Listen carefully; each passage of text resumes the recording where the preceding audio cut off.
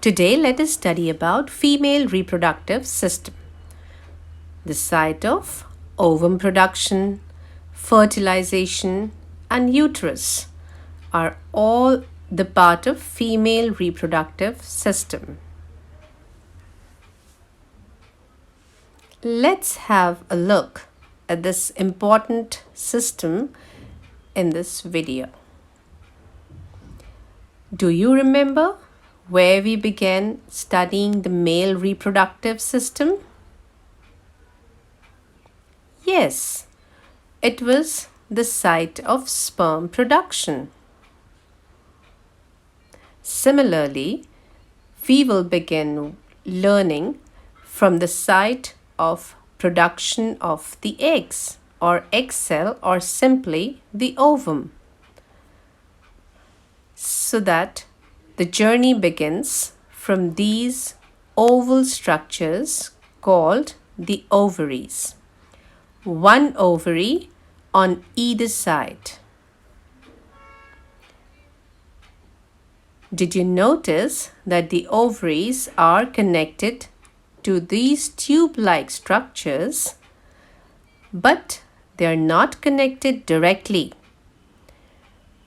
If we look at it carefully, we find that there are finger-like projections which connects the tubes. These finger-like projections are very important for receiving the ovum when released from the ovaries. But do they have a scientific name? Yes. These finger-like projections are called as the fimbriae. The fimbriae helps to hold the ovum released and also helps to sweep it to the tubes present ahead. But why does the ovum require this sweeping activity? Can't it travel on its own? No, it can't. Unlike the motile sperm, the ovum is non-motile, means it cannot move until it is pushed or swept by some other cells. Now, these tube-like structures that we are referring to since a long time also have a scientific name. They are called as fallopian tube or oviducts. And what do you think will be their importance? Let me guess. Is it that they connect the ovaries to the uterus? Yes, they do connect the ovaries to the uterus. That is definitely one important function of these fallopian tubes.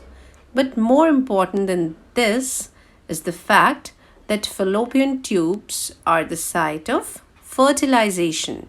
Do remember that fallopian tube are the site of fertilization. It is the fertilization tube where the sperm is able to fertilize the ovum. Ovum fuses with sperm to form a single-celled zygote. And from here, the zygote starts dividing and grows into an embryo. Now, where will this embryo go further? Needless to say, it'll go in uterus. We know that the uterus is commonly referred to as the womb. It is the site of development of a baby. And when the growth of the baby is completed, it comes out of the mother's body through an opening called as vagina. Do we know what the vagina is? It is basically a small passage that opens to the exterior. It is also called as the birth canal. It is the site where sperms are received in the female body. On the other hand, the same passage is used for passing the baby out of the body during the childbirth. Now that you've learnt both the systems, female and male reproductive system, can you tell me which one is more complex than the other one? Just think for a moment. If you think it is the male reproductive system, then you may be wrong. It is the female reproductive system which is more complex than the male reproductive system. The system is designed for the complete process of fertilization as well as the growth and development of the baby. That is the reason why it is slightly more complex and complicated as compared to the male reproductive system. This was just the overview of how the female reproductive system looks like. So I hope you all have understood this session nicely. Thank you.